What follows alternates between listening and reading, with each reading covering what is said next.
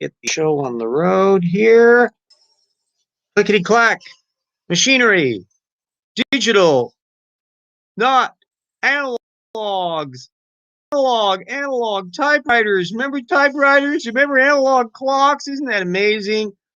Troubles in Paradise, methodology of creationism. And away we go. Let's sew that one down. Welcome to Evolution Hour. Whopping number, what are we at now? 100 and we're at 178 now. Isn't that exciting? We have inflicted 178 shows on here. Not yet seeing the live chat. Hopefully that will materialize at some point so that I can see if anybody's actually viewing the show. I will get in the basics of what's going on here, continuing the exciting world of analyzing the source methods of Nathaniel Jensen's Replacing Darwin, a not enormously massive compared to moi efforts over here. No index, no bibliography, which means it's extremely difficult to figure out what the hell is in it unless you go through, as I've been doing, and compiling a source analysis list. Then the part 2 of the show will relate to an acts and facts and otherwise discussion of killifish and their eggs. Still not seeing any live chat popping up. We will find out whether or not that materializes. I will also thank right off the bat our patrons who have stuck it out through thick and thin, and given that there's an awful lot of thin going on these days, I give my giant thumbs up to everybody. Our colleagues Hendril, Colton, Eric Rowley, Cyrus Zeshi, Research Level, Travis Adams, Ian Chen, Convert Me, Stephen Early, Eat Neil, James Fitzwater, History Binder, Ralph McFadden, Apologia, Benjamin Simpson, Speed of Sound, our assistant researchers, Doronku Todas Rial, Christopher Johnson, and our friends Daniel, Steve Bauman, Marigale Beddoes, Insects Are Cool, Devin Reeves, Morton Nielsen, Paul the Skeptic, Puffaluffagus, Bo Asmussen, Alex Stone, Paul Williams, and the legacy patrons that I shall not neglect, who have been able to help at one time or another: Jen, Jody, Mike, John, Keith, Andrew, Dyer, Yui, Mona, Brad, Daniel, Nana, Staggles, Sunsky Stone, Ugly Drum and Truths, Everett, and Sewer. You've all helped out and make it a lot easier to slog along one day after another. Still no sign of the chat. The IP server could not be found on that. So if anybody's in the feed and I'm not responding to you, it's because I can't see the chat feed. And we don't know whether or not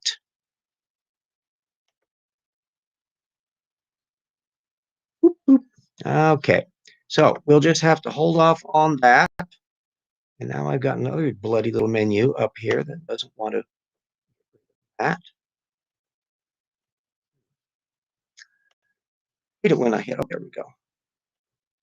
Back down. So if there are people in the chat, I have no idea because it's not connecting up. I'm not able to observe it. So Evolution Hour 178. Jensen can't resist playing vestigial organs in this particular chapter section. And the idea that vestigial features must be totally functionless, and they are not, and therefore evolution cannot account for these things. It is presenting them and so forth and so on. Well, it was very revealing that everybody that Jensen dropped in virtually related to creation sources. He did bring one technical paper up, which I will be putting into the linkages after the show is posted. A 2014 paper by Dines on whale pelvic bones, which are used for copulation. And absolutely nothing in that paper invalidated the idea that the reason why their pelvic bones looked the way they did was because they were the leftovers when they descended from land animals. And that's just part of the paradigm and the details of what was going on in the paper.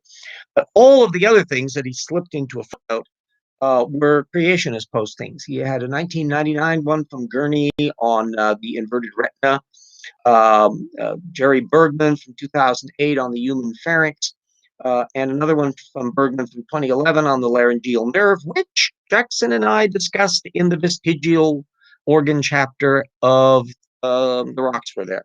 So shameless plug for said book, because we have really quite an extensive section on the misrepresentations of mainly David Menton, who had written most extensively on it. Bergman was kind of like a little side issue that we alluded to en route. But we went through and looked at the details and showed that the arguments that vestigial organs and vestigial features don't mean what evolutionists say they do, which is that they are leftovers of systems that originated for different purposes that no longer do that, and in some respects don't do much of anything, or can sometimes get in the way, as the appendix can under certain circumstances.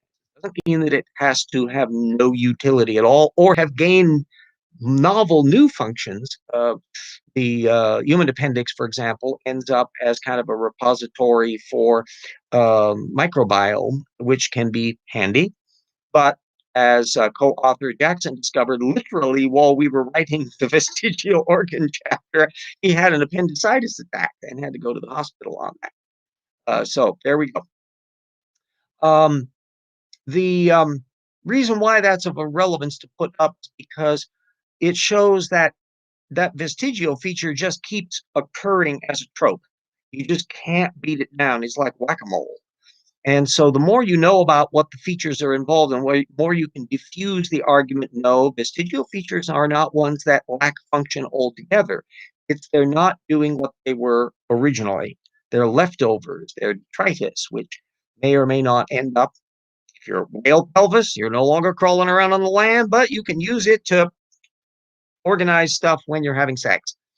But that does not mean that the feature just is coincidentally designed deliberately and just happens to have features that just are leftovers from previous organism. Yeah, that's a terribly flimsy argument, and yet we find creation is continuing to reflect it. Second part of the show is rather more extensive in terms of the documentation, and that happens to do with killifish. I didn't know a hell of a lot about killifish before I stumbled upon this little bit. And the main piece that was alluded to in an article at Facts and Facts, and I'll be putting links into all of these things so you'll be able to acquire them. Dear Brian Thomas, who is a diligent, busy beaver at Answers in Genesis. He is a prolific chap. There's a lot of stuff on there. And he's listed as a science writer and has a Master of Science in Biotechnology from Stephen F. Austin State University, which doesn't seem to translate into being sound scholarship. Anyway, back in December, just 2020, Answers in Genesis lobbed a tweet referring to a 2018 post by creationist Sanders, claiming that killifish deserve a deeper look as their design strongly points to a designer. I'll again have all the link up on that one. It's not one of their publications part, it's one of their web postings. And back in Sanders disingenuously noted that, quote, killifish have only rarely been addressed in major creationist literature and generally only in response to evolutionists claiming they had evolved, unquote, which consisted just of that 2017 Brian Thomas Acts and Facts piece, which was pretty much all it was dealing with. Now, along the way, Sanders bits out on the gangplank by referring to an awful lot of technical literature. And fortunately, almost just about all of it is available open access. So I'm going to be putting the links up to that. He cited Podrobsky 2001 and Herb 1999, which was very early work exploring these fish. And then a 2016 paper by Celerino and another one in 2018 by Hu et al. On their role as a model organism. It's an accessible fish. It's easily studied in a way that all others are. A lot of others aren't. It's hard to get to, and so forth and so on. Then there was the 2016 paper by Furness on the evolution of the annual life cycle in killifish, and the equally extensive 2015 paper from the Royal Society, which went into the details on the evolution of the diapause egg, which I would put in the text in the chat link if I had the chat link up, but it isn't, so I have no idea who's there. And the diapause egg can survive out of water somewhat longer than the standard fish egg, and therefore the repeated appearance of this feature in those fishes where a selective pressure favored it, like living in an environment where their habitat can dry out and they need to be able to have a functionally water drying out resistant egg. Finally, there was Vertilec 2018, which is on how fast maturing the fish is. Again, taking into account the fact that it lives in an environment where that's an advantage. And Valenzuela 2018, which tracked the varying longevity of the genus to particular genes, which Sanders never alluded to specifically. But he did try to authority quote from the abstract of Valenzuela's paper. Quote, remarkably, these genes are clustered on the sex chromosome, suggesting that short lifespan might have co-evolved with sex determination, unquote. To which conclusion Sanders jumped. The researchers are essentially claiming that the abbreviated life cycle of the killifish came into existence with its reproductive capabilities. No, they're not saying that. That's not at all the same thing. It's that the present form of the fish that has rapid development to take advantage of its narrow window because its environment is so disrupted, that has co-evolved together. Not that it all had to happen all at once in the form we presently know it, and the article did not claim that claim. Now, curiously enough, in this long list of ones that Sanders decided to cite, he did not cite the 2016 paper by Thomas, which explored the candidate genes that are involved in this diapause process, which is the maturation issue, how quickly the organism develops. Invertebrates generally and killifish in particular, but fortunately that's available open access, so I will be putting that in the link as well. And for fun, I love the name Love Us Kiss 2020 on how fish eggs can be dispersed by birds eating and spreading them, which connects up with all the dynamic factors of how egg desiccation and habitat desiccation, all of these integrate together in a fully or functioning organism and a ecological relationship. And simply slapping the creationist design label on it when you leave out so much of the technical data, it isn't explaining much. So it's fun to be able to look at all the original material and have so much of the original material. So those of you who want to dive in to the exciting world of source analysis as well as neat biology, this is a perfectly fine example because you get the Sanders piece, which is available full text and cites a bunch of technical material, which is accessible, open access, and I got you the links. And now you can compare the content of the regular scientists with what was going on the creationist gloss, and for that matter, also the 2017 Brian Thomas paper, which is a little short thing. Another thing to do if you're a fish person is to then keep a little tag on that issue and say, I wonder where the science is going to go on killifish, and compare that to where the creationists are going to go on killifish. Remember, other than the 2017 piece and then this 2018 post by Sanders, doing a lot on it? No, just waving a magic wand and declaring it's a created system. It's been a busy day in a lot of other features. Had Jackson been able to come today, we would have probably been jibber-jabbering over a lot of the work that we're doing on The Rocks Were There, Volume 2. I'm currently working on the Big Slosh chapter on flood geology, which brings up a bunch of side issues, including did dinosaurs on the ark? How and where were they doing? And did dinosaurs breathe fire? As some creationists have tried to insist. And that has brought up another issue. Well, dinosaurs could have breathed fire because the bombardier beetle.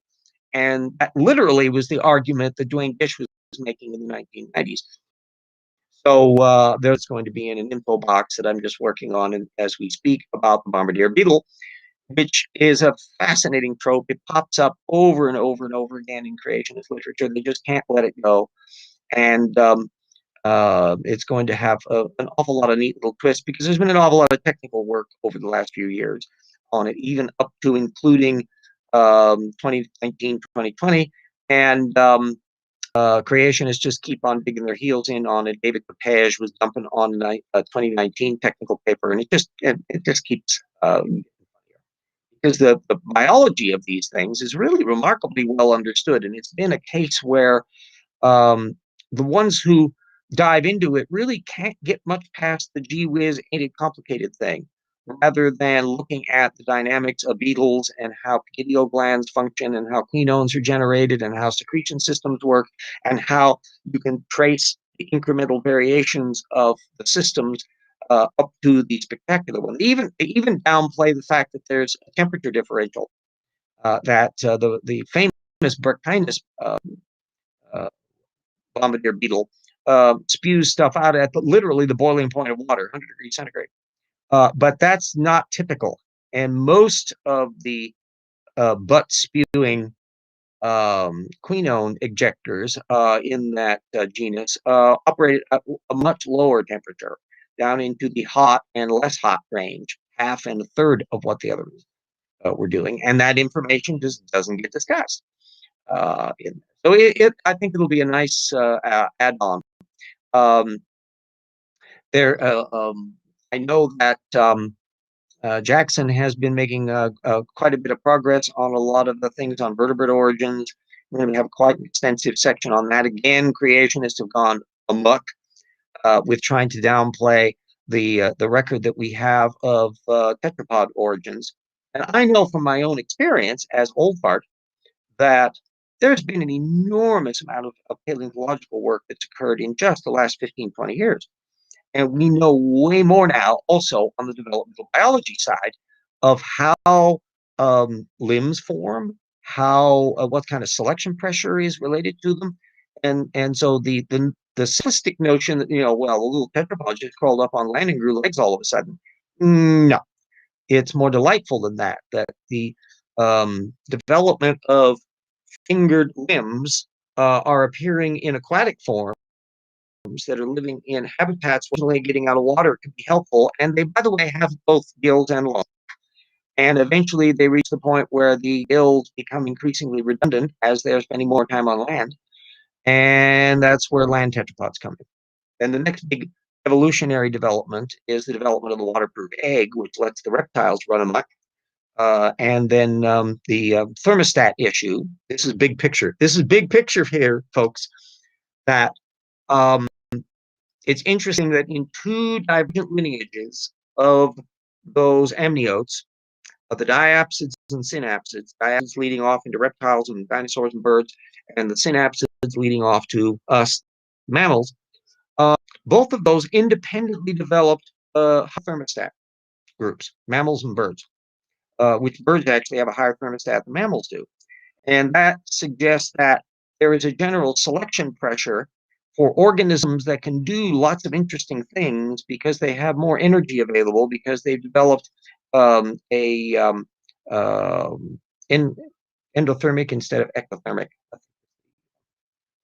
Or maybe I got them backwards. Internal warm-bloodedness.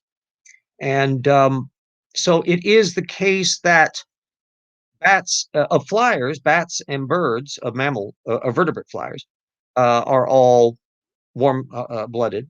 We don't know anything about the metabolism of pterosaurs because they're all extinct. But there is an ongoing biological debate as to whether or not they would have to be functionally warm-blooded too. But we can't tell a heck of a lot about their material because there's none of the lagerstätten level deposits that can preserve an awful lot of stuff about them.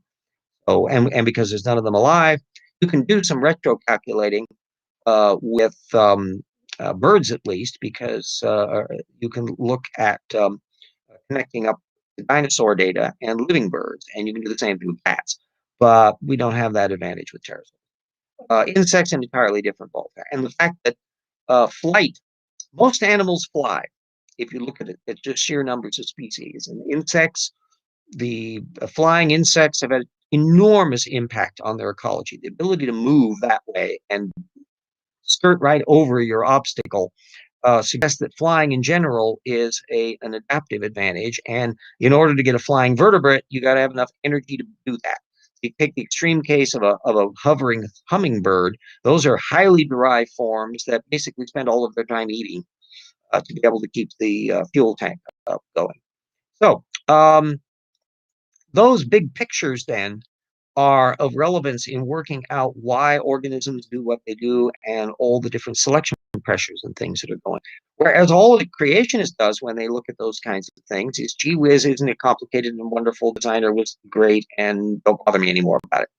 You can get some specialists in the field. You'll find occasional creationists who are expert ornithologists or expert insect people. Winter Beckley comes from the insect studying environment. But it's not usually the case that they're tremendously big players in the field. You got somebody who's kind of skirting into the anti-evolution field at the periphery, Richard Buggs, who is a plant researcher. And he's been popping up. We discussed him in The Rocks Were There regarding the paper he did with Paul Nelson, who is a young, full-blown young Earth creationist. I'd love to be a fly on the wall to have overheard the cross conversations between Buggs and Nelson on that paper, because doesn't Buggs know Nelson thinks the Earth is 6,000 years old? If Buggs is a common descent evolutionist, don't you think Nelson would presumably have bumped into that? Or are they so fog banky in how they're approaching their data set that these topics aren't coming up? I mean, if I were trying to do a co-authored book or a co-authored article with somebody who thought that Abraham Lincoln lived in the 14th century, I'd have troubles. And the idea that somebody that would have a completely different chronology, that doesn't come up, suggests that chronology wasn't coming up. And so it's always kind of interesting to see how that dynamic works and to find out whether or not people who do get into an anti-evolution mode have things they want to be true. Now, plants aren't people, but the vast majority of anti-evolutionists are ones who are really bothered at the idea that humans have evolved. Us. It's all about us, remember? So the fact that Buggs is kind of sliding into this issue from plant origins, angiosperms in particular, and still weighing the prospect that angiosperms are developing by natural branching common descent from precursor forms. Is that your position? I don't know, because Buggs is not terribly clear about what his position is, which brings to a common component of anti-evolutionism. What the hell is their position? This is true across the board, that there are gigantic conceptual holes in what they think happened. And I call that, and I would be typing this into the chat link if I had that up there, which it isn't, map of time.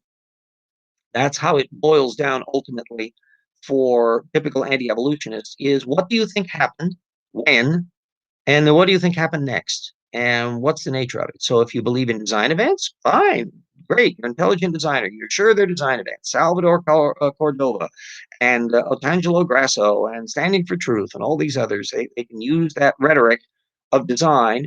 Okay, what would it look like? When did it happen? How many design events were there? Are they extended over a long period of time? What qualifies as a design event? All of that is part of your own conception about what you think happened. And if you can't get around to working out what you think happened, but your entire argument is, well, it mustn't be this, and it mustn't that, it mustn't be that E word, the evolution thing, it mustn't be common descent, it mustn't be naturalistic, maybe we can have a designy thing happening somehow or other. That's not helping you. And it also means it's untestable. It's worse than useless.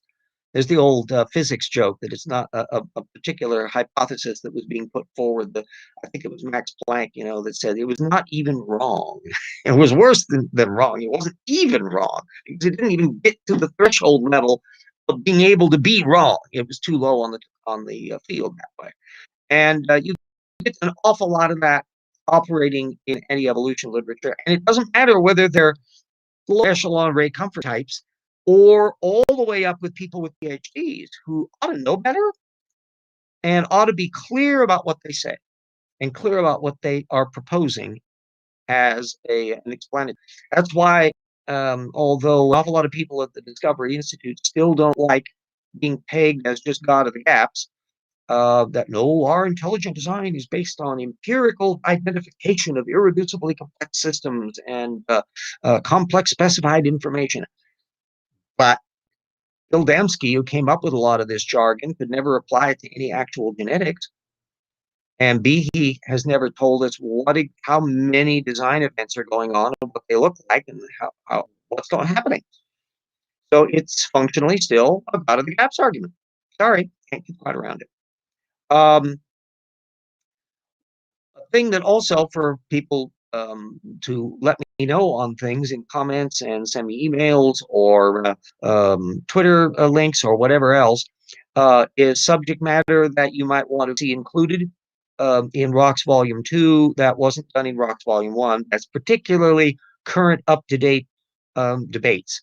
There's a bunch of people that I am now keeping track of in our networks, geneticists like Dan Stern-Cardinale and primate people like Erica Gutsick-Gibbon, Monkey, and Colton, geology, and quite a lot of other people, Walker and Dapper Dino with the dinosaurs and all that, keep me abreast of a lot of the issues. And for that matter, when you bump into creationists, they insist on telling you things they think are relevant and important.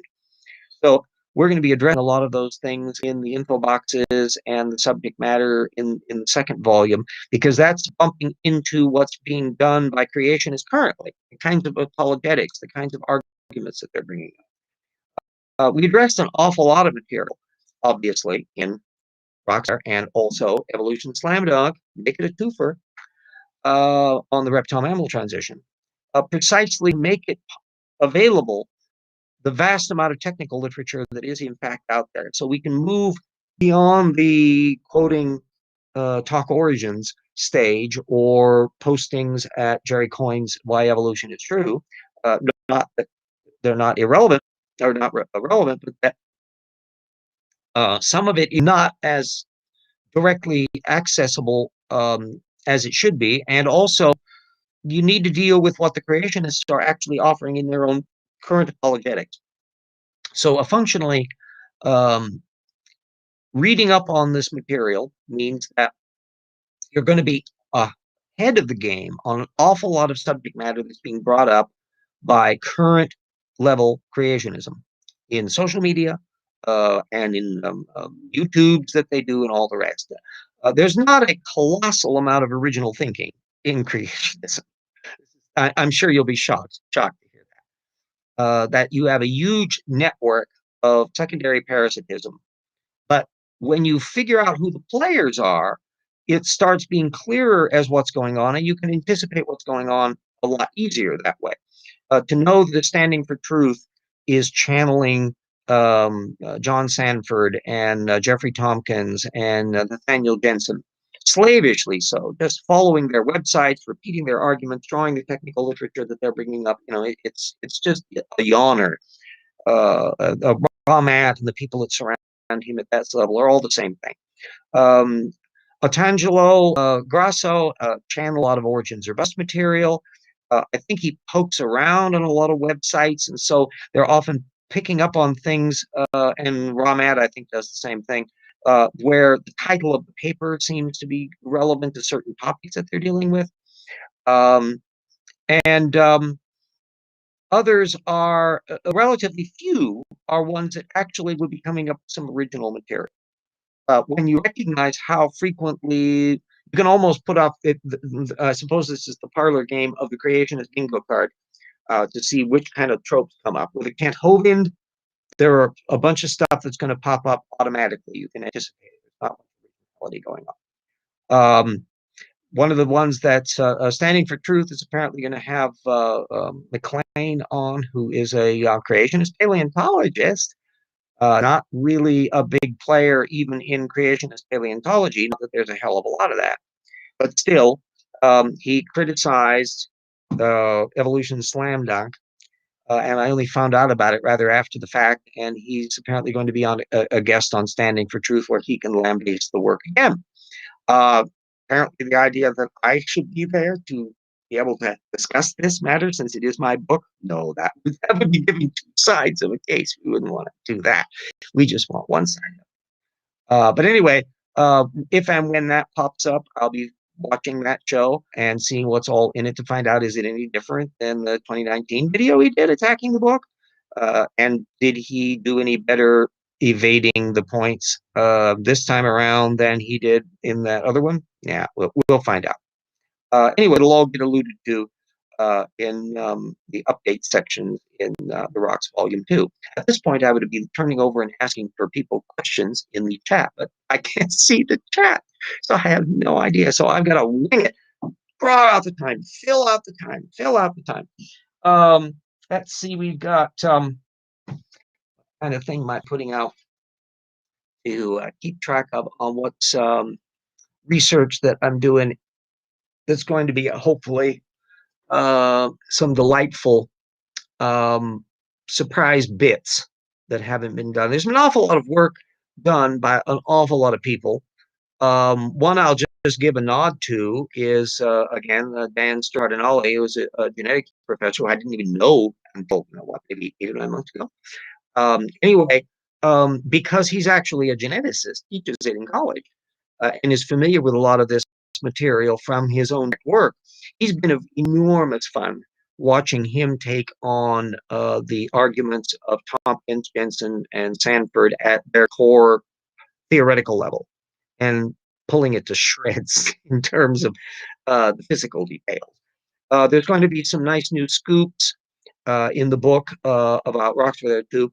As usual, on ones where creationists have just stuck their foot in their mouth and said just terrible things, idiotic, incorrect stuff based on their own source material. You can't pass that stuff up. And an awful lot of it has not been previously discussed before.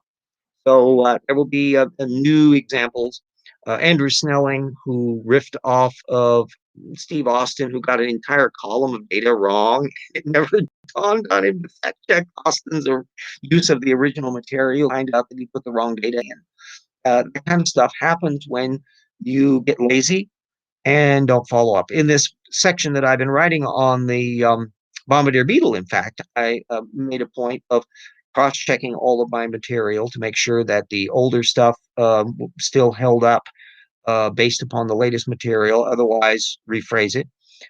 There was some stuff about various flood legends and flood events in the Near East that needed some revisions based on new material. There's going to be a lot of stuff on that. We're going to be discussing Mesopotamian flood stories.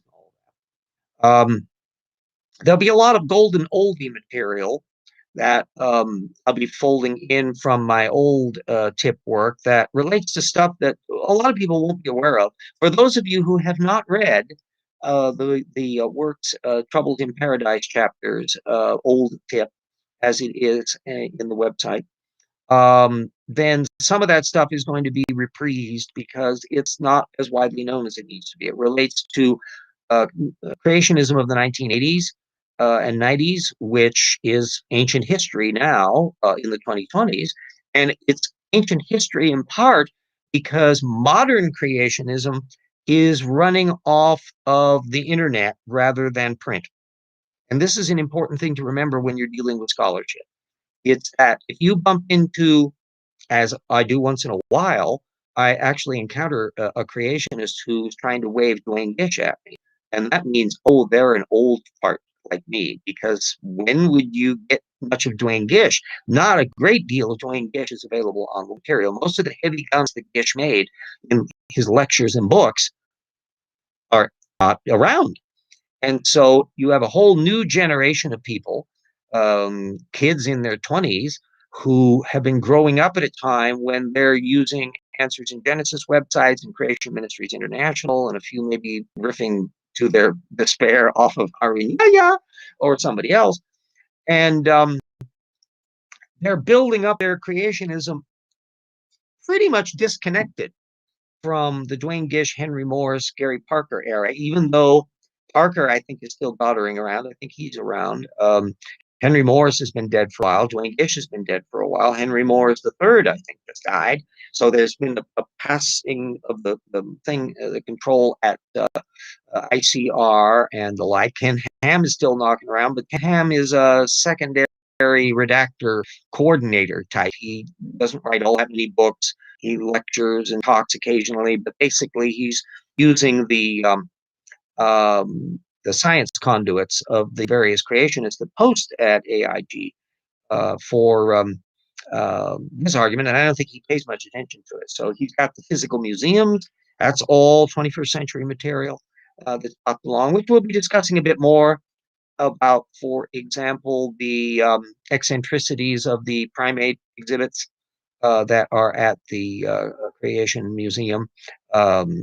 Erica, aka Gutsick Gibbon, did some wonderful post details on that, and there's other coverage on it.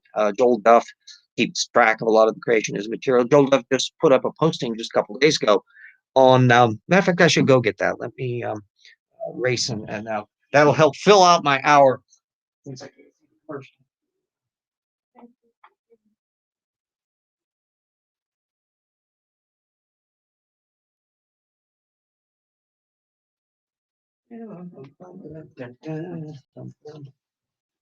Here we go. I apologize for stepping away from the camera, but I can't see that, so I don't know what the hell is going on there. Anyway, I will. This is going to be discussed in more length in Rocks 2, but it's a posting on social media of the social media reach of young Earth creationist organizations. By the way, if you don't follow thenaturalhistorian.com, Joel Duff's postings there, and I would be typing that into the chat if the chat were there, do it, because they're wonderful studies. They're just meticulous and entertaining. And Duff he doesn't focus a great deal on social media, which is a little different dynamic than what's going on in the network that I'm involved with, where we're paying attention to what's being said and done on Facebook and Twitter and various YouTubes and all of that in a way that Duff doesn't. Anyway, Duff decided to find out how many Facebook people, Twitter, Instagram, YouTube were involved from the various organizations.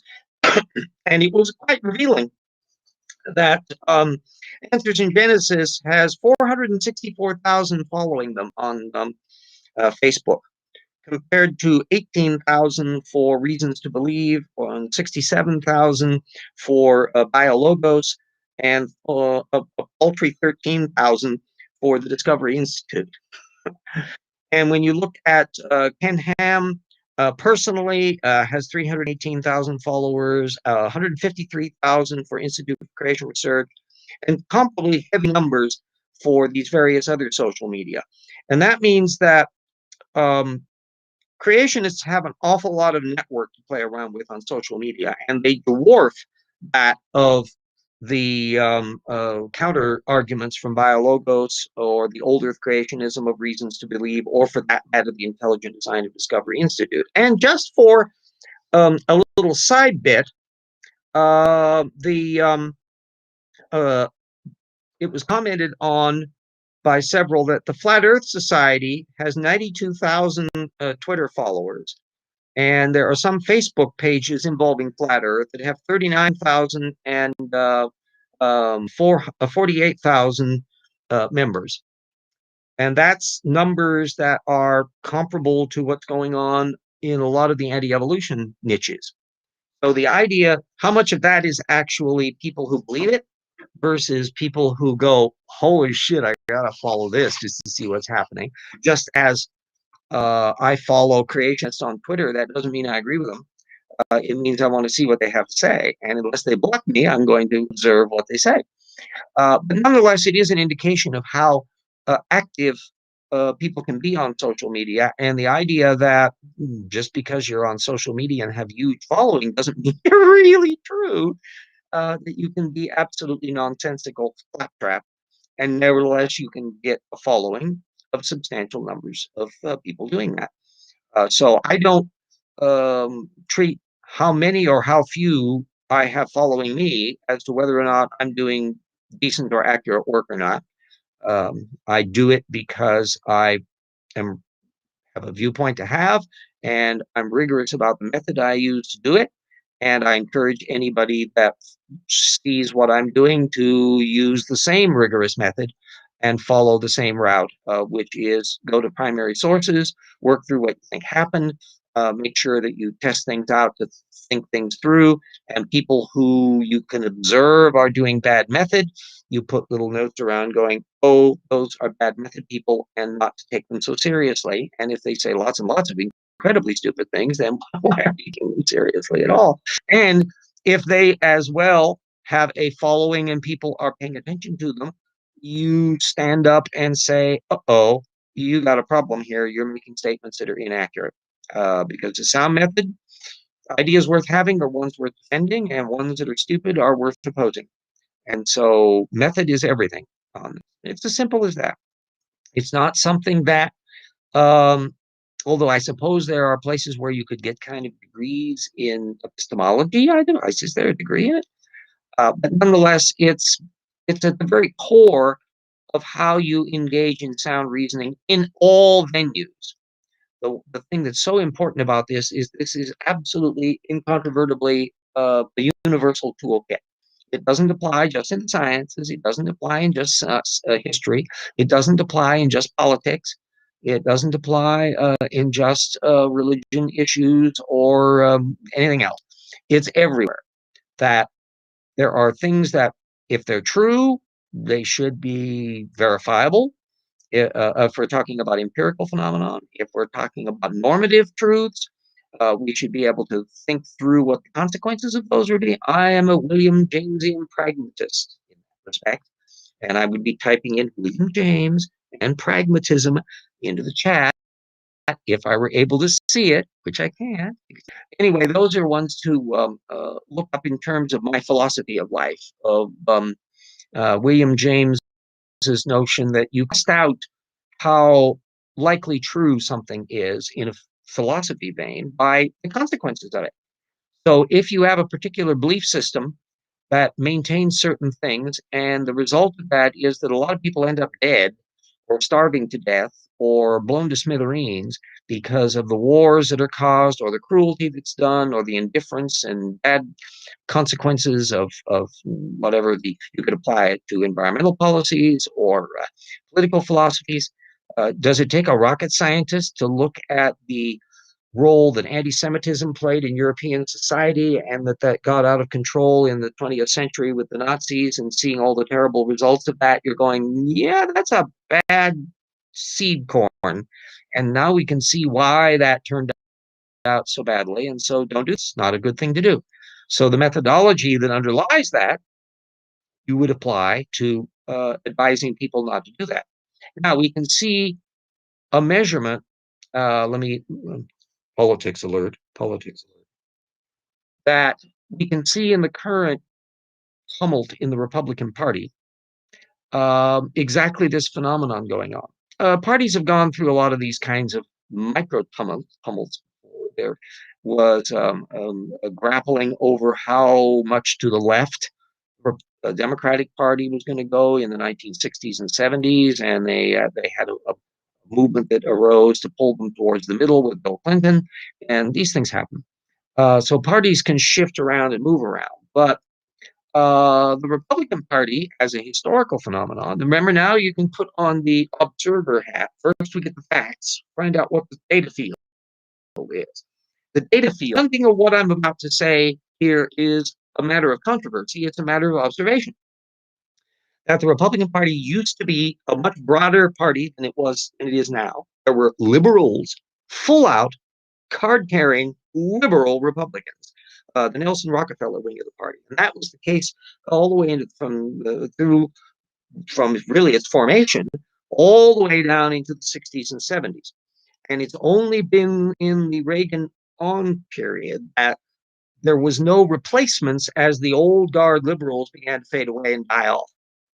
And so the party has been shrinking down to a much narrower base and growing more and more and more in the extreme in the conservative direction. So you add examples. If you catch public broadcasting, there's, I think, Margaret Hoover. She's a descendant of Herbert Hoover.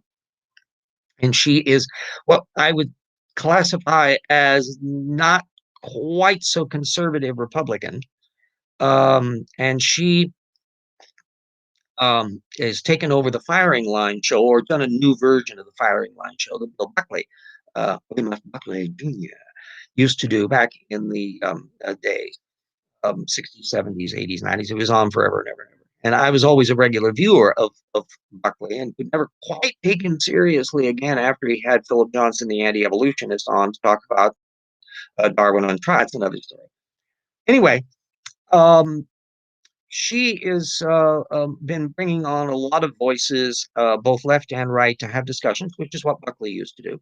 And one of the ones just a couple of weeks ago had to do with the fact that in Bill Buckley's era, they pointedly read out of the party and the John Birch Society, which were extreme right-wing nutball ideologues that are still around, by the way, and they buttoned down and redressed themselves up and gotten websites, and they're still lurking around in the corners. But they're extreme hyper-nationalist, xenophobic. There's a whole slew of wackaloon things that came from the hyper-anti-communism period of the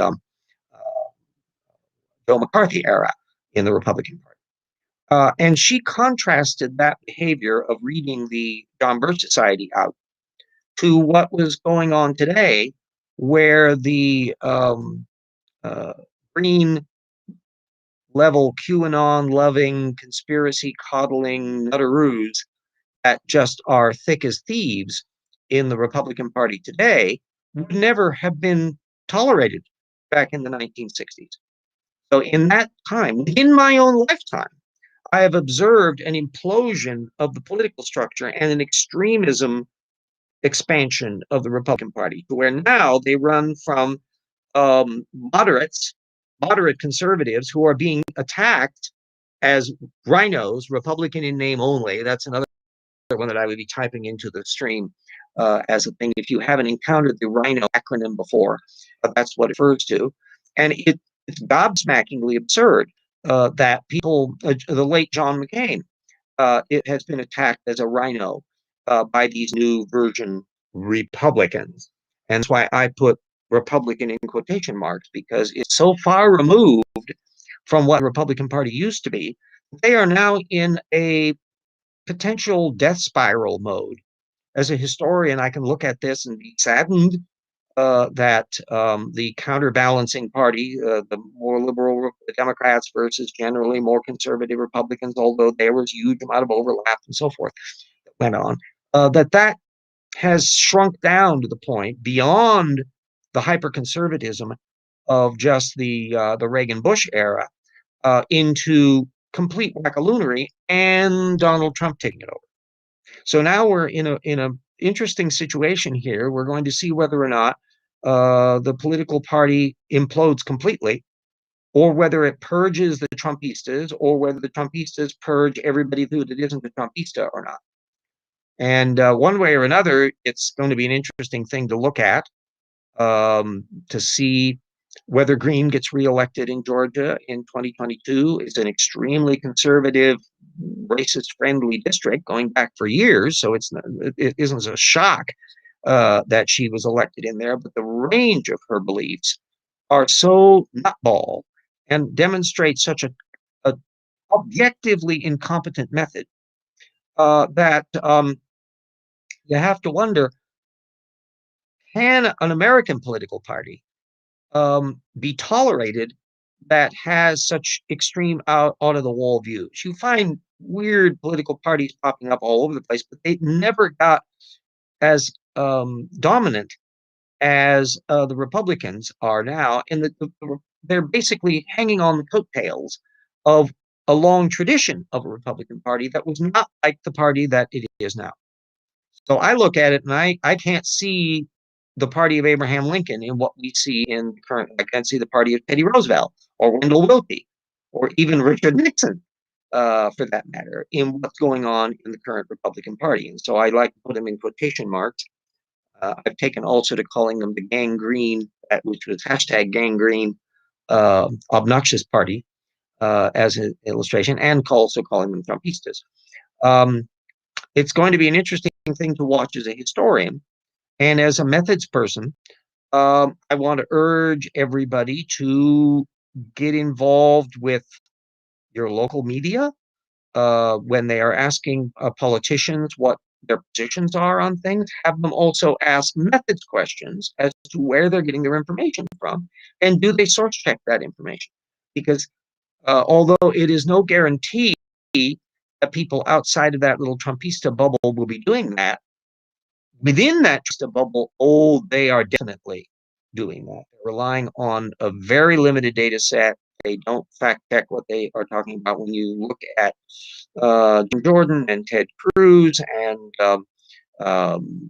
Rand Paul, who is Rand Paul is one of those people who I have been noting for years is sufficiently oddball that almost everything he says is wrong. That his viewpoints, his philosophies, his policies, once in a while you might bump into some intersect where he's taking a position that's actually justifiable, but it's like a rarity, in the same way that Rick Perry or others in that perspective might once in a while come up with a policy where you can go, yeah, I'm okay with that. Or for that matter, in the Trump administration, them growling over a Chinese maltreatment of the Uyghurs in the west of China. That's an accurate thing to be angry about. But the Trump administration doesn't show itself particularly good at doing much of anything about it, which is kind of breastfeeding. And we'll find out whether or not something better is actually undertaken by an internationalist approach that we'll see in the Biden administration. Anyway, all of his long discourse on the political aspect has to do with how you apply sound methods to actual data fields and build policies that are based upon empirical data and track record. There's that pragmatism again. The reason why I have the policies that I do about tax policies, about we should be raising the income tax rate on people at the top, we should be trying to lower them on people at the bottom, we should be thinking about ways to ameliorate income inequality, we should be dealing with racial discrimination, which is just pathological in so many levels, including law enforcement, and find ways to work our way into a more egalitarian world where more people aren't in fear of their lives or a livelihood because the decks are stacked against them. And so when I'm looking at those empirical policies, they're based upon what we can actually see as track record. I don't have to guess at why I was thinking that the 2017 tax bill from Paul Ryan that President Trump did his little signature on probably had very little to do with actually writing it, was not a good idea, as we knew from past experience how those tax policies did do what they promised. That was the problem in the Reagan years, and it's a problem with the Bush years. That the policies that they proposed don't work. We don't have to we can measure it. And so do we keep making the same mistakes over and over again? Well, Tortukans do. And the fact that Tortukan minds will be impervious to data, they look at the goal they want, and they don't care about whether or not it actually does anything. One of the abstinence-only education issue, for example, is one that has popped up, and that's also a big thing in the creationist culture camp circles. One of its advocates pointedly admitted that it doesn't work, but she didn't care that it didn't work because it was the right thing to do. And a pragmatist goes, excuse me, but don't you have to pay attention to whether it actually works? Not does it make you feel better and you can be on the high horse, but whether it actually gets to the policy goal. If you want to look at somebody who embodies a pragmatist approach, and well, two I can think of really offhand that are exemplars of it: Abraham Lincoln and Franklin Roosevelt. Both of them are ones who had very clear goals in mind, but paid attention to how you get there. I think Lincoln was a more brilliant mind than Roosevelt, but Roosevelt had an awful lot of stuff all on his plate all at the same time. Lincoln had the country falling apart during the Civil War, and that was enough to deal with. Roosevelt had a Great Depression and a global war to deal with, and that was bigger scale. So both of them had to be practical in not thinking about what you wanted to be true, but what actually worked. And this applies in umpteen different areas. It turned out in World War I, for example, when they were doing convoys, it worked out that submarines could be most easily deterred by painting the ships in bright dazzle color, incredible shapes, which turned out, in the context of how they were being trained, made them extremely hard to figure out where they were. As waves are bumping up and down and all that, and it was hard for them to be targeted easily. But when people would see boats painted that way, you think, well, boy, that's easy to see, and not recognize that it was actually a practical consideration. Well, in World War II, it was politically unfeasible to paint dazzle painting. And my understanding of what had happened then is they had to find new ways around it. So they did different ways of mathematical modeling to work out how to construct convoys in such a way that they could withstand as much as possible predation from submarines. And ultimately, that was still a hard thing to do because the Germans had a very good network and they had a coding system that was allowed them to communicate in a way that we couldn't crack for a while, until the clever people figured out how to crack the codes using mathematics, including the gay mathematician Turing, who built his computing machine to figure it out. And it reached the point where the code breakers were able to break codes faster than the code people could put them into code.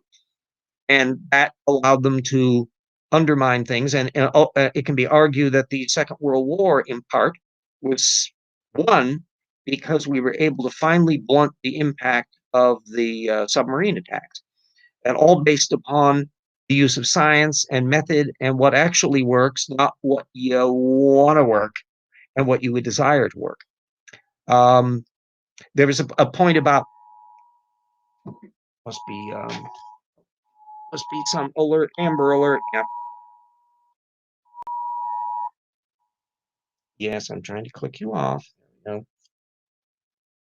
Pardon for the just had a local Amber Alert in the area. It took a bit for me to hit the on the smartphone. Anyway, all of that relates to the same empirical methodology applied to politics, to economics, to fighting wars, to information flow, to when you break a code, for example, you now have to know how much can you do based on that without revealing that you've broken the code. So there was a horrifying moral choice that had to be faced by Churchill and others during the Second World War, where they could break the code, but if they acted on certain things in certain ways, it would let slip the fact that they had broken the code. So I believe Coventry was one case of a city that was bombed because Churchill, although they knew the thing was coming, if they had scrambled aircraft to intercept them, it would have revealed the fact that they had broken the Air Force codes. And that was a secret even more important than the rest. So took the thing, and there was terrible carnage there in the Coventry. And so these are the kind of issues that you get into that become ultimately moral issues about what do you do with the information? How do you make policy based on it? How do you wrestle with your conscience as you try to put one good against another good, and you're trying to measure things out to figure out which is the best one to do? And ideally, you have ethics and philosophy, and you also pay attention to what facts are, not what opinions are. Now, if you put in a mix of delusion and what you wish to be true as opposed to what is true, and think that you can just brazen your way through, you get into the position that Hitler was, where he was finally, in the end, moving imaginary divisions around and screaming about the ultimate weapons. And when things got worse and worse and worse, and people are telling him, you need to maybe evacuate, or are we going to really, is your command to burn our cities to prevent the enemy from getting them? Do you really want to go ahead with that? And some were willing to go ahead and literally destroy what was left of German cities to keep the Allies from getting them. And some went along with the idea, and some decided to go, oh shit, this is incredibly stupid. And that's what happens when that kind of bad method gets out of control.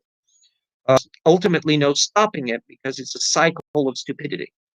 And so kinds of methodologies that we see, bad methodology, in people that are in government, that are governors of states in some cases, representatives in Congress, on school boards, and the idiot that used to be president of the United States, and the people that coddle and enable them. Those are all embodiments of bad method. And as a civilization and as a nation, we can't afford that anymore. We're going to have to tolerate a lot of them because they get legally elected. But that doesn't mean we have to pretend they're not stupid, or work through electoral means to get as many of them out of office as possible, which means running for office in areas and having the funding to be able to combat them in all that way, and to stop people attempting to gerrymander election procedures and shut down mail-in voting, and a whole bunch of techniques that try to be used to suppress voting. And that would permit a minority party, which is what the Republican Party has turned into, to retain control independent of its connection to the people. And you can't build a decent society that way. You can't build truth upon lie. And so this matters. And I, as an old Reagan voter, who only started voting Democrat so much because it turned out that the Republicans were turning into the anti-science party, and that I couldn't tolerate that level of scientific illiteracy in a political party, and still can't. I'd love to see the day when there could be Republicans I could be voting for again. The breed that has come along in this implosion mode is getting more and more insane and more dangerous, to where something that I thought was inconceivable in the Republic, the storming of the Capitol, took place because of a bunch of arrogant nutballs who thought that they could just brazen their way through an election laws. And this is unacceptable. So there we are.